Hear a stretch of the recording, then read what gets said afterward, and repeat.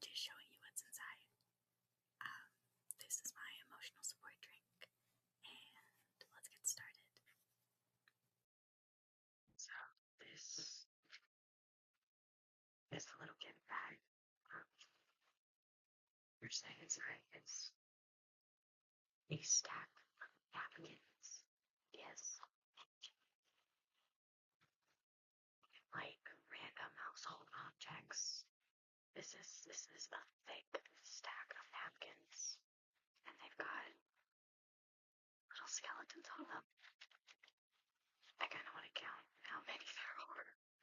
1, 2, 3, 4, 5, 6, 7, 8, 9, 10, 11, 12, 13, 14, 15, 16, 17, 18, 19, 20, 21, 22, 23, 24, 25, 26, 27, 28, 29, 30, 31.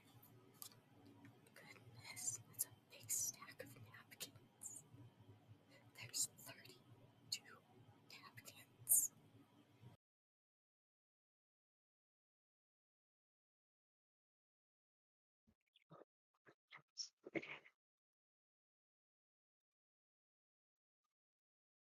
Little skeleton is very anatomically accurate aside from the very long, like, back part of this cranium. It's actually quite cute.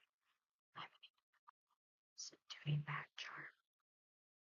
This could be very fun for like a hair clip. You could just let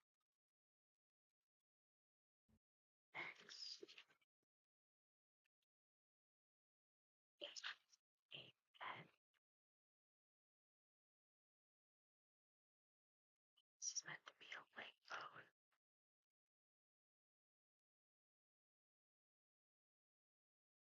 Like, just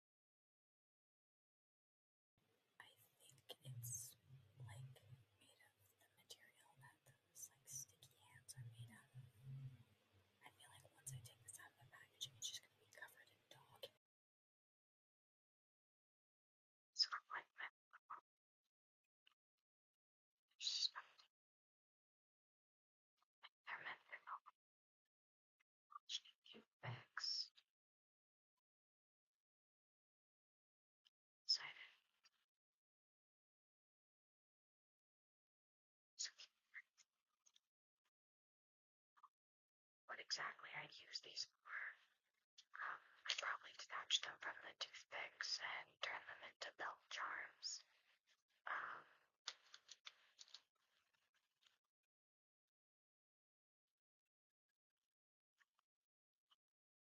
Since I don't eat very many cupcakes. Any of these, but I can't grab all of them at once. There's just these like little it's like so many groups out of these.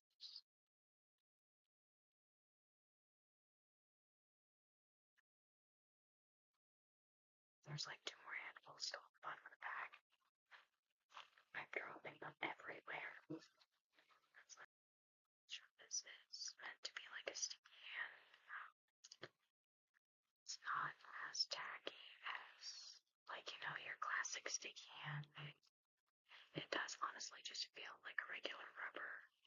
So I was very when I said I thought it was going to be like a sticky hand. I don't know where this is going to go. It will probably get lost. But I have it right now, so.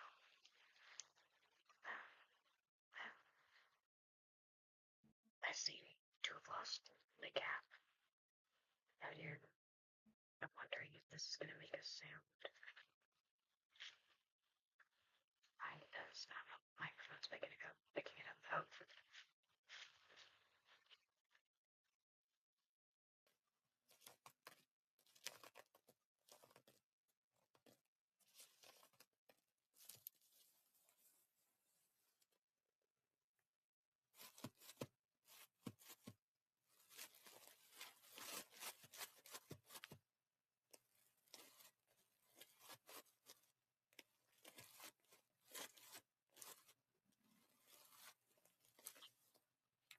So, like you grab it by both covers, and then you like flip the stack of pages back and forth. I don't know if I'm the only one that does that. I don't think so.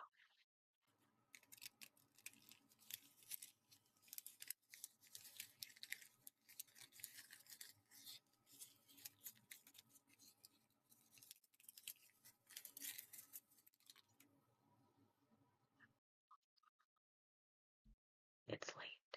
It's time for bed. And I will tell you the tale of King Arthur from the things that never were.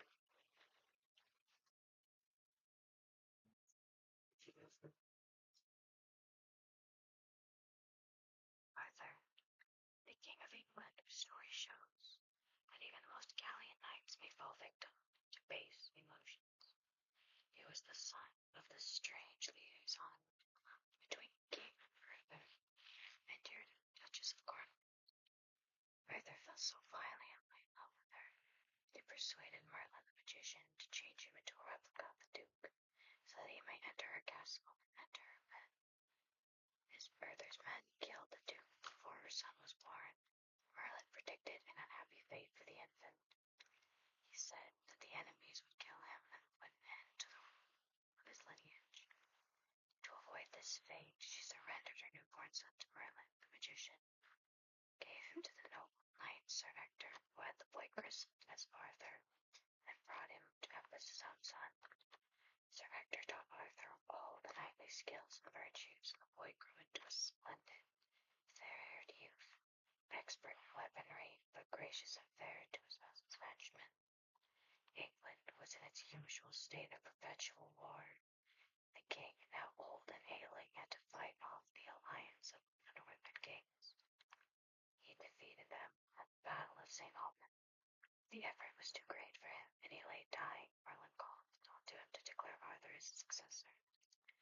The king's last words were, "I give him God's blessing and my own, and bid him pray for my soul and claim the crown." The king's knights had never heard of Arthur. They refused to accept an unknown youth as king, especially since many of them also laid claim to the throne. Merlin tricked them by converting the appearance of a sword thrust into the great anvil, and on the sword written the letters in gold,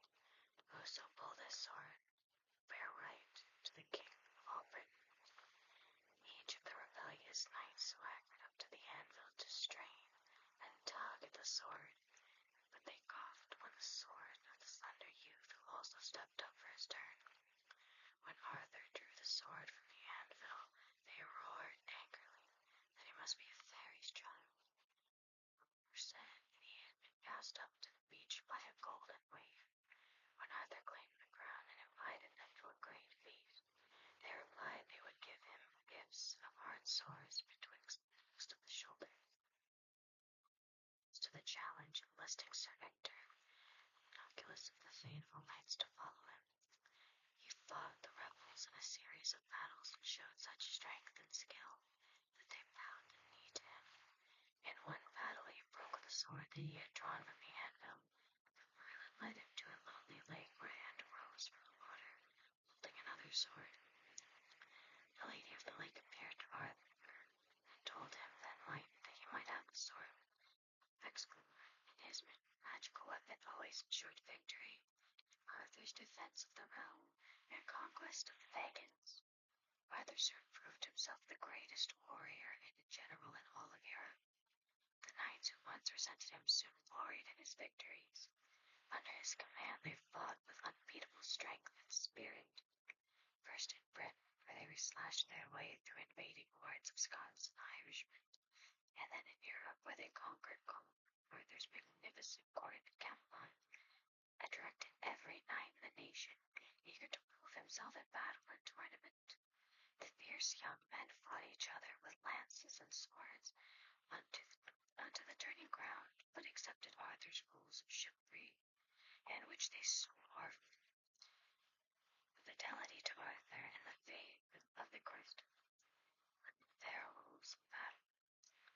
The magician Merlin always stood behind Arthur as his advisor, but as the new king grew in strength and power, he did not always heed Merlin's warnings. He ignored Merlin's advice that he should not marry Genevieve, the most beautiful woman in Britain. Arthur's best knight and dearest friend Sir Lancelot was also in love with her, but foresaw the triangle would inevitably lead to disaster.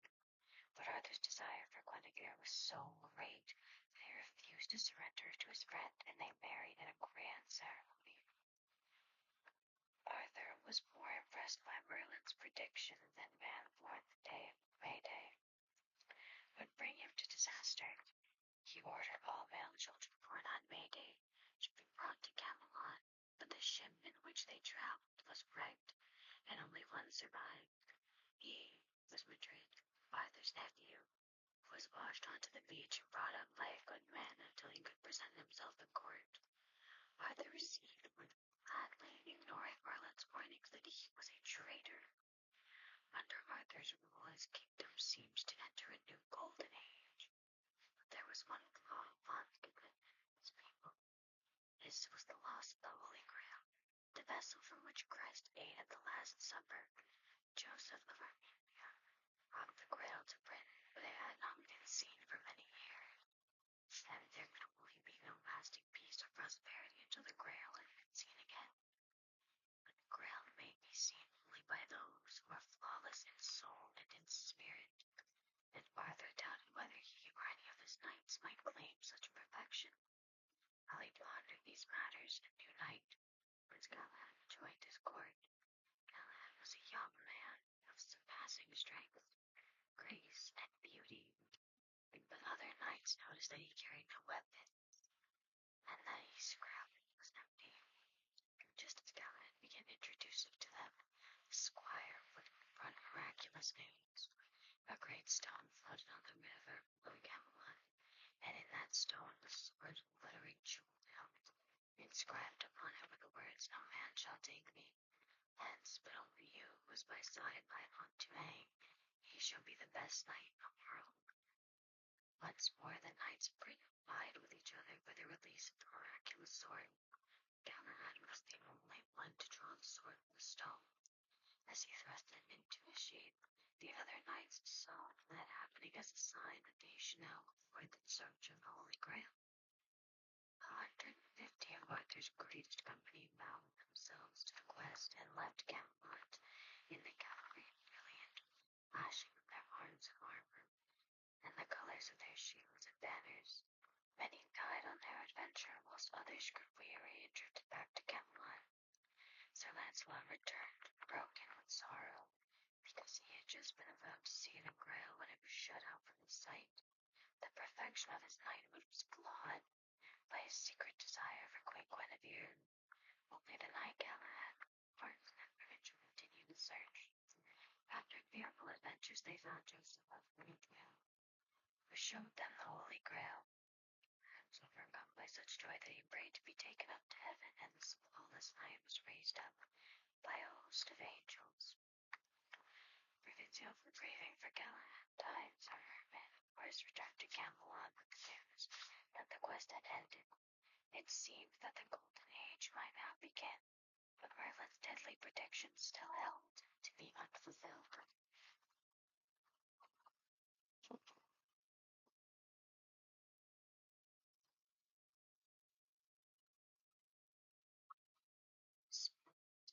His crown conspired to destroy the faith and fellowship between Arthur and the knight. He spread rumors about the relationship between Lancelot and Guinevere, and persuaded 12 knights they must kill Lancelot to preserve the honor of the queen. The death of Lancelot, Arthur's greatest friend and supporter, would spill the brotherhood of Camelot and have Mordred gain the crown. But Lancelot slew all 12 knights in a furious combat. Mordred would have been foiled if Arthur had not shown a flaw in his own nature. He was jealous of Lancelot's attraction for Guinevere, and he believed that the gossip of his nephew was an ill-linked lesion. In his fury at her alleged unfaithfulness, he ordered the knights to have her burned at the stake. The lamenting crowd of Camelot folk saw her led forth to death, but even as the flames licked her garments, Lancelot charged into the rescue. He cut his way through the guards, killed the guards, and galloped off with Guinevere to his castle of joyous comfort. Bloody battles between the supporters of Arthur and of Lancelot now racked the kingdom. Those who had once feasted together at Camelot turned their swords against each other. The slaughter continued until the folk ordered Arthur to make peace, and that he might soon have done it if Sir Gawain and the brother of Guinevere had not kept Arthur's jealousy of Lancelot alive. Lancelot left Guinevere and fled to Brittany, but Arthur followed with a great force of men at arms. His absence gave Mordred the chance to claim the crown. He spread word that Arthur had died in battle and demanded that Guinevere should marry him. But Arthur heard of news, and he hasted back to Britain and fought 2 more battles with his nephew. In the second of these fightings ceased when Arthur and Mordred arranged a parley and met between the armies to discuss terms of peace. His nephew agreed to content himself with the dukedom of Kent and Cornwall if he might succeed to the throne after the death of Arthur. The king agreed, and it seemed that peace was in sight when a snake slithered from the grasp of one of the knights standing behind Arthur. He drew his sword to kill it, but both sides took the signal to renew the battle. They had fought so savagely that in the evening only his nephew still stood with the corpses on one side, and Arthur, Lucan, and Guinevere on the other. Arthur ran and Mordred with his spear, and even as he ran through, his enemy received a fatal wound. As Arthur's strength ebbed, that he ordered Mordred threw the sword right into the nearby lake. As the sword fell towards the dark surge, his hand rose out of the waters and caught it, and brandished it to the times, and vanished into the lake. Guinevere then carried the dying king to the edge of the sad waters, where a black-draped boat occupied by 3 mourning women awaited him. They took Arthur aboard and sailed with him to the Isle of Avalon, where he lies to the people of Britain have viewed him again.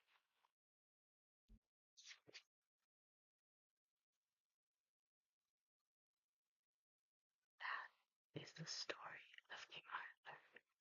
And now it is time for bed. What's in my makeup bag? Emotional support drink. What? Eyeshadow palette.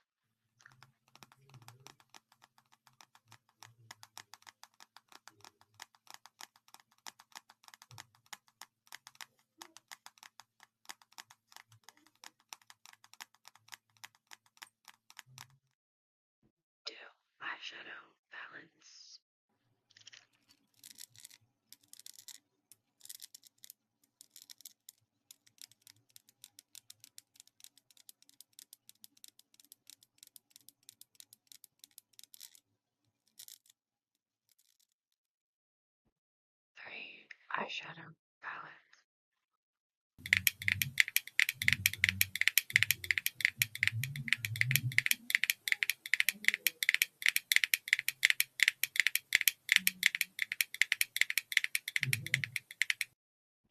2 eyeliner pens.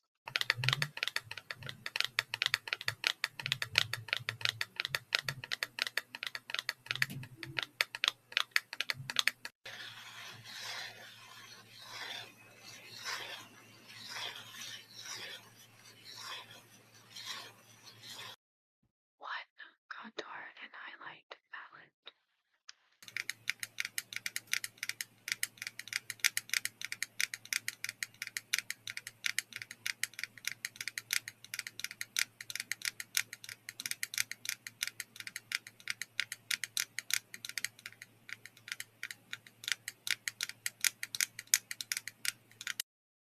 1 mascara.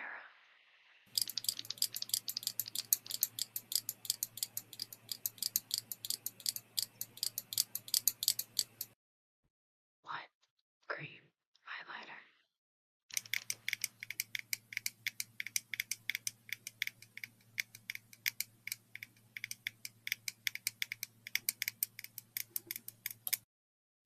1 liquid blush.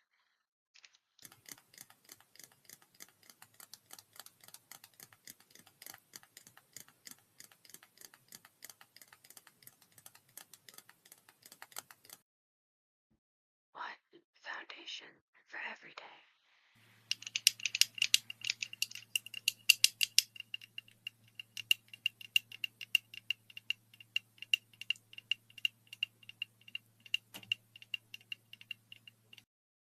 1 mixing pigment for my everyday foundation.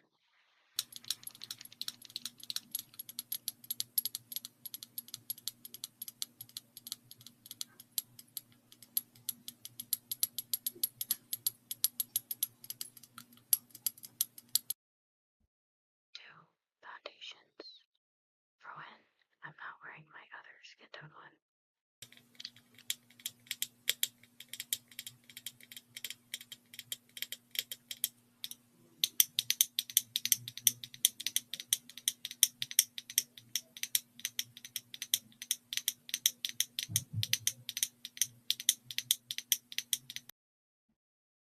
1 eyeshadow brush with a protective sleeve.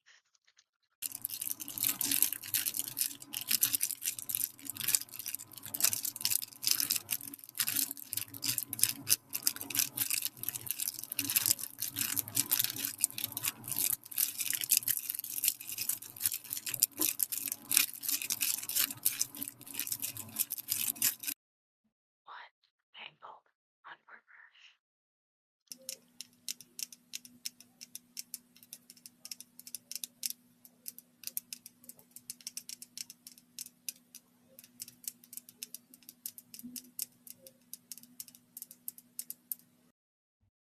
2 face powder brushes.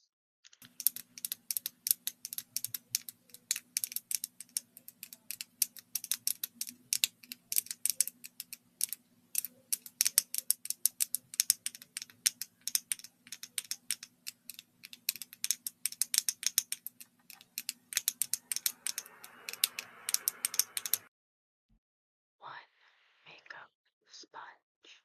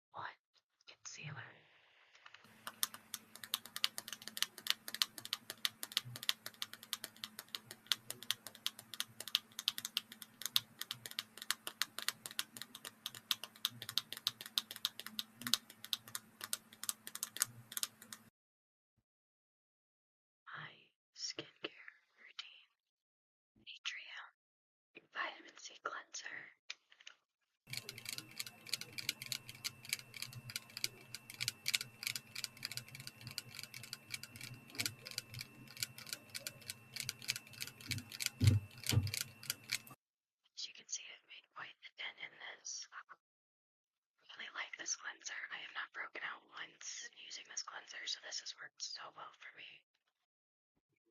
Skin thick toner.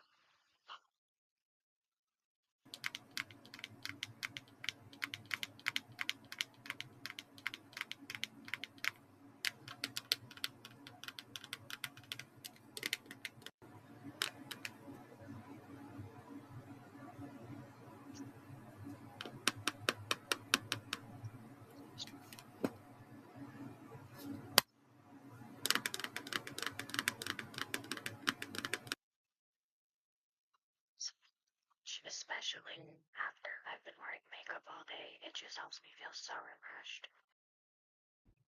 Low elixir, vitamin C and collagen serum.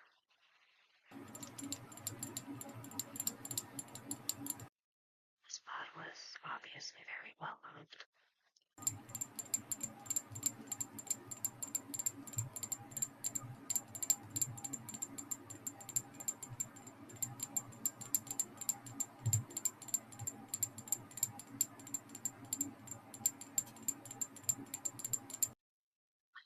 Thing about this brand is that a lot of I believe all of, if not most of their products are vegan and cruelty free.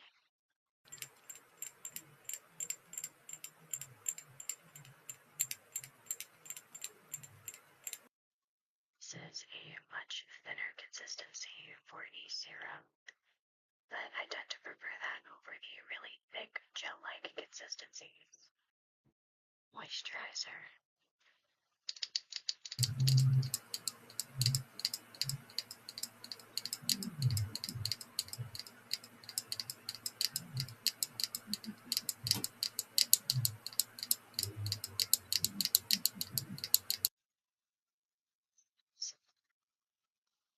So,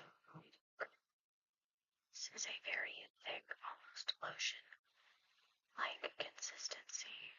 I live in a really dry climate, so I do like my moisturizers, my lotions, my body creams to be much thicker because otherwise I just dry out too quickly.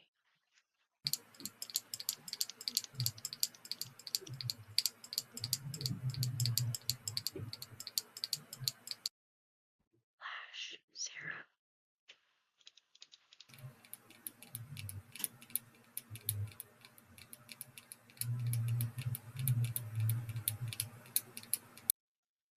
They can rip your natural lashes out. So, I've been loving this lash serum.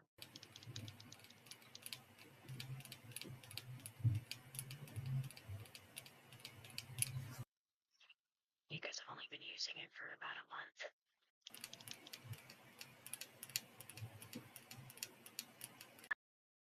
Lip treatments. This one is the lip serum from Skin Effect.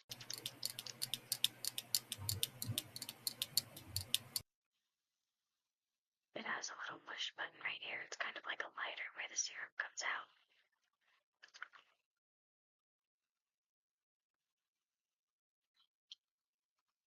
To last bulb from the recipe.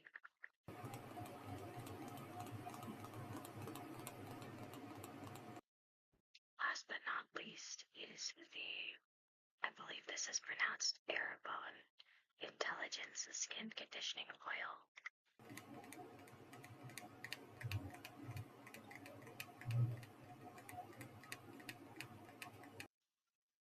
This is a skin conditioning oil for your body. Like I said, live in a super dry climate. I use this for my joints and my stretch marks, which tend to be the driest parts, and sometimes lotion and body cream just are not going to cut it. I really like this skin conditioning oil. It's great as a product. I think my one gripe with it is that this size comparison, by the way, this is $25. This is almost $30. I know that skin conditioning oils typically tend to be a little bit different, but you get significantly more from the on recipe lip product than you do from the very small bottle of conditioning oil.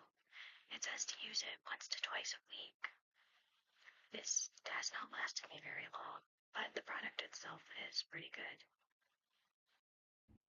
Good night.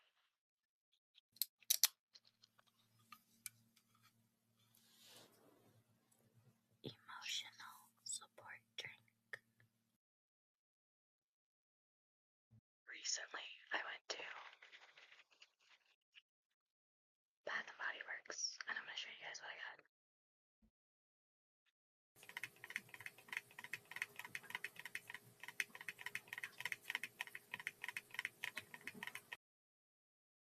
Is this Sweetheart Cherry Body Spray with notes of cherry and pistachio. Matching body cream.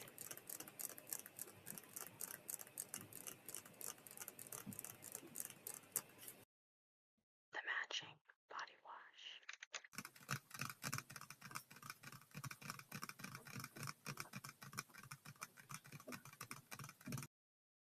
This is called Love Unleashed with notes of sugared pink pepper and whipped cream.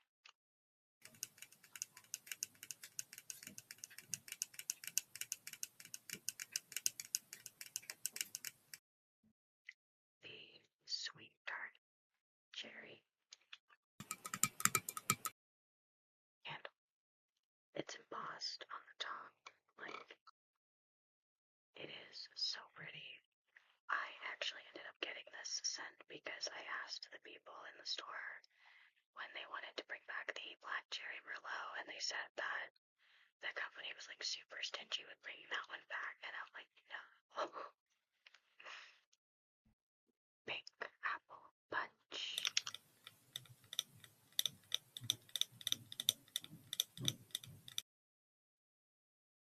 So pretty. I mean, look at that.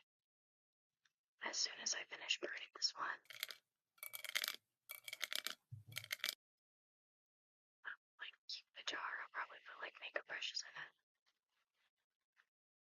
I was getting ready to move the bag, and I found the cashier's nail in the bottom of the bag.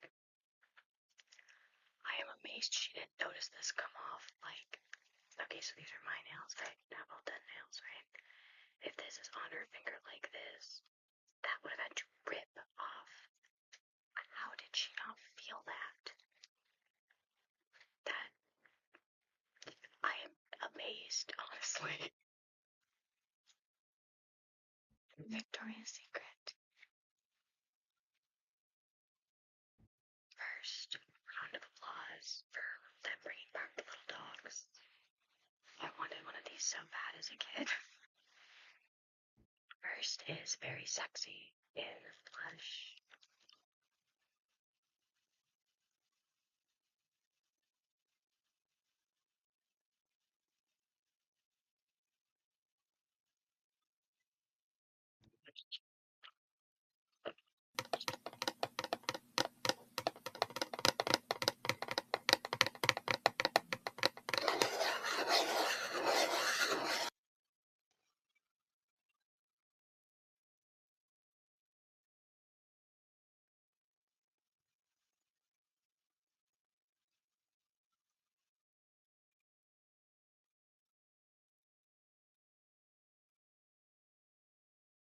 So, Sweet Hibiscus, Honeysuckle, and White Cedar.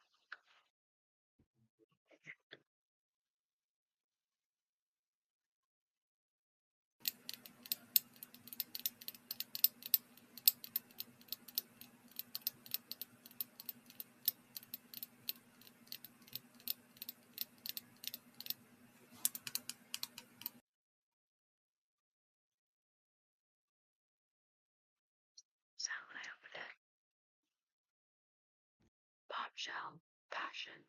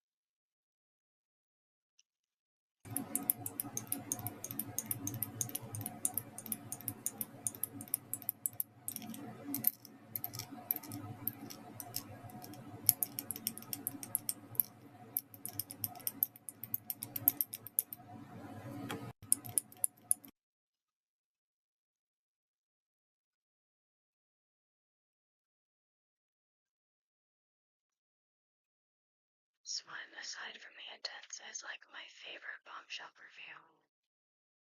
Bombshell Saint-Tropez.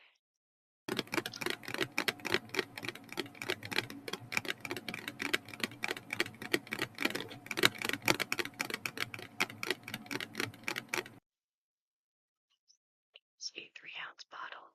Normally they are $80, but when I went in there, this one was on sale for $39.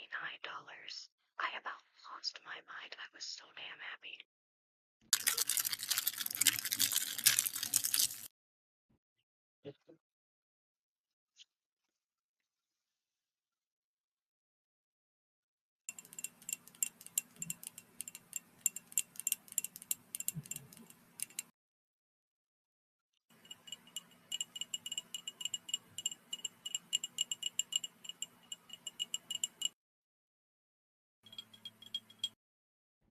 This was like the only thing I ever wanted back in what feels like forever ago, like 2017. And I didn't know that they still carried it, so I'm like so happy. I love the little bow that they put on these bottles.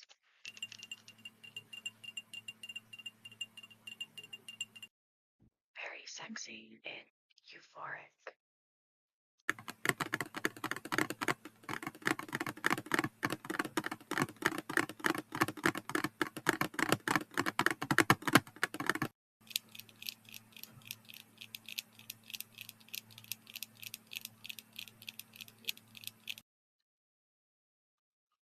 Like lychee and cherry.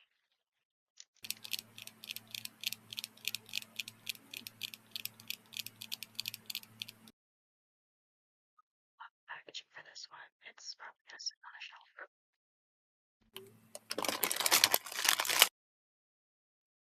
Skincare Barista. Zombie mask from Skin 1004.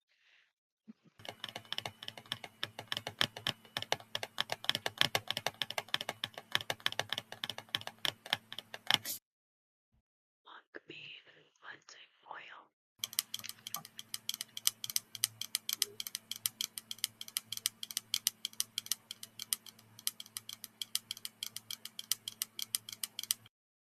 Big Soon Cleansing Oil.